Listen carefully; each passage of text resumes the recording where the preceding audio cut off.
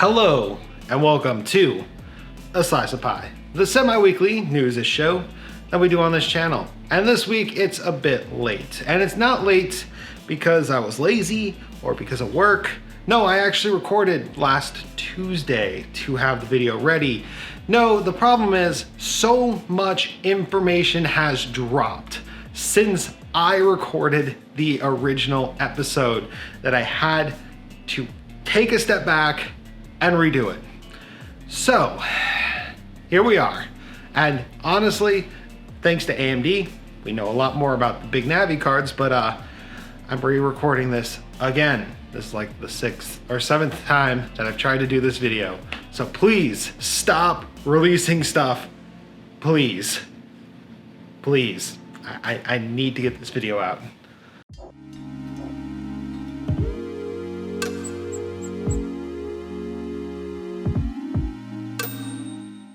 Hello and welcome. So let's actually talk about the insanity that happened this week. Nvidia announced Ampere, and it is the 3000 series, as we talked about in last week's episode. Pretty much every leak we talked about last week was true. The Ampere GPUs are honestly pretty impressive. According to Nvidia, they're actually all going to be more powerful than a 2080 Ti, which is a generational leap that is just honestly incredible. Like the 3070, which is the current bottom of the stack card, is going to be better than a 2080 Ti, according to Nvidia. And they made it very clear that this is supposed to be just a knockout wash with Turing, which is pretty exciting actually. And so for $499, so $500 rounded up, you can actually get a GPU that dethrones the $1,000 GPU that you would have bought a couple of months ago, which of course reasonably ticked off a few people. That being said, let's actually talk about the Founders Edition cards because they're actually pretty interesting this time around. So this time around, they're actually not even referenced. EKWB had to actually retract an article that they put out because they had that information in there a little early. But so the Founders Edition cards are actually not standard because they have a cutout in them to allow for better airflow through the fan area that actually pulls air through the GPU to cool the GPU itself. Meaning there's actually a hole in your GPU where there's normally backplate. And it's actually a pretty good design because it will allow the GPU to cool a bit more efficiently. Problem is though, it will be dumping hot air into where the CPU cooler would be pulling air. Now, Gamers Nexus has already committed to actually testing this, and I'm kind of excited to see where that all ends up. Nvidia did actually unveil that they are using a custom 12-pin mini PCI Express connector. And the reason they did this is because the board is so small that they actually couldn't fit 2 8-pins on it. They will be shipping an adapter with the GPU itself, but it looks kind of ugly. And I honestly think that custom sleeve versions of that need to come out pretty quickly because it doesn't look very great. I got to see it in, I think, Bitwit's video, and I was like, oh, yeah, that's the thing, isn't it? That being said, all of the AIB cards will be just using 2 8-pins. Speaking of AIBs though, we know what they look like. We know what their pricing is at. So we've seen everything from Asus, MSI, Gigabyte, pretty much everybody who makes EVGA, anybody who makes an Nvidia GPU has a card ready to go. Almost every single one of them have an 8x2 design, and some of them have an extra 8-pin, so 3 8-pin connectors on the GPU itself. And I'm gonna say that I remember seeing those on, I think it was the Strix model, and the Aorus model has that as well. So essentially there are going to be some cards that are going to be a bit more power hungry, but that happens with every single GPU launch. The thing that kind of is interesting to me is the price increase. So normally the Founders Edition card is actually a little bit more expensive, but this time it seems like it's actually the cheapest card From what I've seen, every AIB card is going to be anywhere between $50 to $150 more expensive than the Founders Edition, which again, never has happened before, in my personal opinion. I don't think I've ever seen it happen before where the Founders Edition is the cheaper of all of the options. Maybe later on in their lives, but like not at launch. So it's definitely super interesting, and everything going on with these GPUs is fairly interesting. Even the water block situation is really interesting. You see, because Nvidia doesn't have the reference PCB, EK water blocks doesn't have a cooler for it yet. In fact, they are making one for it with that cutout actually like taken care of, which is kind of awesome and definitely very unique. And the water block that they're designing for the Founders Edition cards does take it down to a single slot, which is really, really cool. But they already have the reference PCB version done, and that version is only going to be capable of being used on cards that are not the Founders Edition cards, because the Founders Edition cards are different than the reference PCB. Cool, cool. So essentially, like, even water cooling is going to be interesting this time around.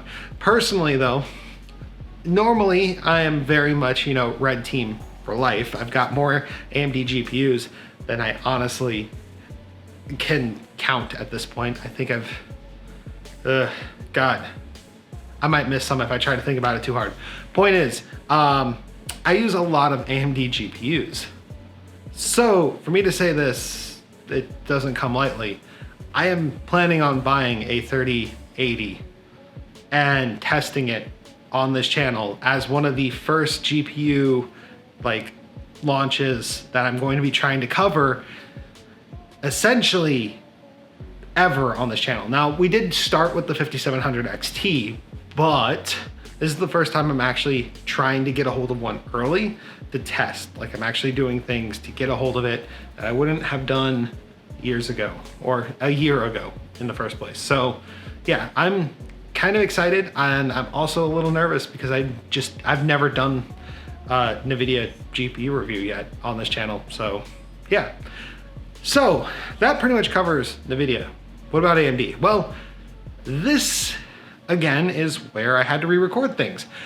Their reaction as of last Tuesday was just, you know, when somebody said that they won't be able to compete with this. And many of the fans, myself included, honestly thought that they were up the creek without the paddle. Like, I didn't really think that AMD would be able to compete with these cards with what Nvidia is claiming. But I might be wrong, and I might be wrong for a very good reason. AMD is not panicking at all. In fact, actually, they announced the name of the card, and they showed off the shroud of the card, and they announced the release date of when they're going to announce more information about the card, and they moved none of it up. They're not panic launching any of this, which usually is a sign that they knew exactly what was going on. Like, everything is planned, and it's going according to plan, which is unusual, because honestly, I thought that Nvidia's move was coming out of left field, but maybe AMD did not. And from what we saw from the shroud, it might actually be the case. Much like Nvidia's cards, AMD is going to be a triple fan design. Now, Nvidia's Founders Edition is actually a dual fan design, but every other one is a triple fan, which means AMD is actually going to look very similar to Nvidia on the AIB space for Nvidia at least. And the power connectors are, again, 2 8-pins on the card we saw. Not to mention the actual display outs were fairly interesting for an AMD card, because they were actually 1 HDMI, 2 DisplayPort, and 1 USB-C port, which again is not something that they currently do. So overall, like, I'm just as excited about the big Navi cards, which are actually the 6000 series cards. So presumably the naming convention is going to be the 6700 XT, the 6700, the 6600 XT, the 6600, the 6500 XT, and the 6500. But I'm gonna go out on a limb and say we're actually going to see the return to one of the numbering systems that AMD likes to use. And we're probably going to see a 6800 a 6800 XT, and if they are really going to be competing this time around, we might even see a 6900 and a 6900 XT. Now, the reason I say that these cards probably will exist or possibly can exist is the fact that Big Navi is supposedly more efficient than even what we got out of the 5700 XT. This is an architecture that is now its second generation, much like how Turing became Ampere in its second generation. This is RDNA 1 versus RDNA 2. Honestly, I do think we're going to see a big swing from AMD, and it's going to seemingly come out of nowhere, but I'm hoping for that. And much like the Nvidia GPU, I'm going to commit to it on this channel right now. We will be picking up whatever flagship AMD comes out. So if it is the 6800 XT, we will be picking it up and we will be testing it on this channel. So honestly, if you're not subscribed, get subscribed, because we're going to be talking about a lot of GPUs coming up. AMD though also announced Zen 3.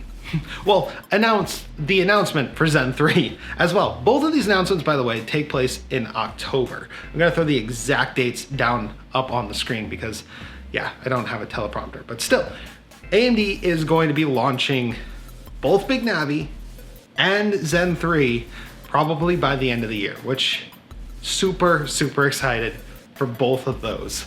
And honestly, like, this is supposedly, like, from what we've heard, this is going to be the CPU that dethrones Intel on gaming, like taking away everything that Intel really has against AMD right now. And if we have a competitive GPU from them, and if we have a competitive CPU like this, it could be a very interesting year for AMD. Now, I do think that Nvidia's own sales are not going to be bad. I think that these GPUs are already proving to be popular, like through pre-orders and stuff like that. And I don't think Nvidia is really going to feel the impact of AMD, but I do think if Nvidia doesn't ship enough GPUs fast enough, that will be the thing that actually sways it in AMD's favor, as if they can get their GPUs out and Nvidia can essentially not, then we'll be in a situation where like red versus green will be very interesting based off of who's actually available. So let's get off of that topic and move on to the consoles, because we actually got pricing for the Xbox Series X and an announcement of the Xbox Series S, the cheaper Xbox Series X. So we actually have two Xboxes coming out for holiday season, and honestly, it's super exciting. The Series S, though, does have a lot of compromises, and we're finding out about more of them as we go. We currently don't know all of them yet, but we are learning that there are limitations, such as the Series S not having any disk drive, and many other things are just kind of like trickling through. But Xbox is trying to, you know, sell the Series S, so they're not going to tell you too many things wrong with it. And then let's wrap up with the news that honestly made me feel like a child again. Mario is celebrating his 35th anniversary. And to celebrate, Nintendo is actually doing a lot. They are releasing a Game & Watch, which is cool. They are releasing a new version of Mario Kart called Mario Kart Home, which involves an RC car that has a camera and an AR app, and you race around your house, which again, looks pretty cool. They have the Mario All-Stars collection, which is all of the original Mario games under one collection, and they're actually done in a different art style too, which is really unusual, and it looks great, honestly. And that one's also pretty cool. No, the thing that got me was the fact that we are getting, for the first time ever, Mario 64, Mario Sunshine, and Mario Galaxy all re-released for the Switch. And I'm just super excited. Mario 64 and Mario Galaxy are gonna be in HD. And that is enough for me. Just having Mario Sunshine in HD is enough. Like, that is my childhood right there, is the GameCube. I love the GameCube. It is personally my favorite console. And although I have mine, still, and I still have the game. I would love to be able to play it without having to actually convert VGA cables to HDMI. So VGA, I just said VGA, component cables to HDMI. Oh my goodness, it's been a long night. They also did announce Mario 3D World next year, a remake of that for the Switch as well, which I have a Wii U, but there's new DLC for it and it's kind of awesome. There's also a Splatfest coming out. Like, a Splatoon Splatfest is like so rare these days. It's awesome to see like them celebrating in this way, in this kind of unique way. So that pretty much covers all the Mario stuff. But the thing that pretty much made my year is we're getting another Zelda game. Again, out of the blue, we got announcements for Breath of the Wild, or no, it's not Breath of the Wild. It's Legend of Zelda, Hyrule Warriors, The Calamity Wars. So we're getting a canon Hyrule Warriors game about the Calamity War, which takes place before Breath of the Wild, which is awesome. Honestly, like, Hyrule Warriors is a weird game, but if you like the Warriors games, you'll like Hyrule Warriors. And I liked it. I just didn't like the fact that there was like no real story to it, because like that's kind of the cool thing about the Warriors series is there's always like an underlying story, and they generally like actually like tap into like historical figures and make them larger than life, which is the weirdest. It's a weird hybrid. So like there's the Samurai Warriors series is Japanese history with over the top samurais with giant swords. It's ridiculous, it's great, and I love it. Digressing a little bit, Hyrule Warriors is very similar with Zelda characters who are already larger than life. This one is a canon game that Nintendo worked with them to make, and I'm just so excited. Like, I am super excited. That game comes out before the end of the year. So I've got Mario this week. I've got a Nvidia GPU that I gotta try to get a hold of this week. By the end of the year, I'm gonna have Big Navi, and I'm going to pick up Hyrule Warriors, Age of Calamity. So I like have 4 things in my near future that I gotta deal with, plus all of the other projects that I'm working on. So yeah, it's gonna be a busy 4th quarter for me, no doubt. Thank you guys for watching. If you enjoyed watching this video, you can leave a like, comment, subscribe. I do content like this every other week. Normally it is on Friday, sometimes Saturday or Sunday, but never usually this late. But you can thank AMD for revealing their shroud today and making me do this again. So yeah, thank you guys again. Wolfie, out.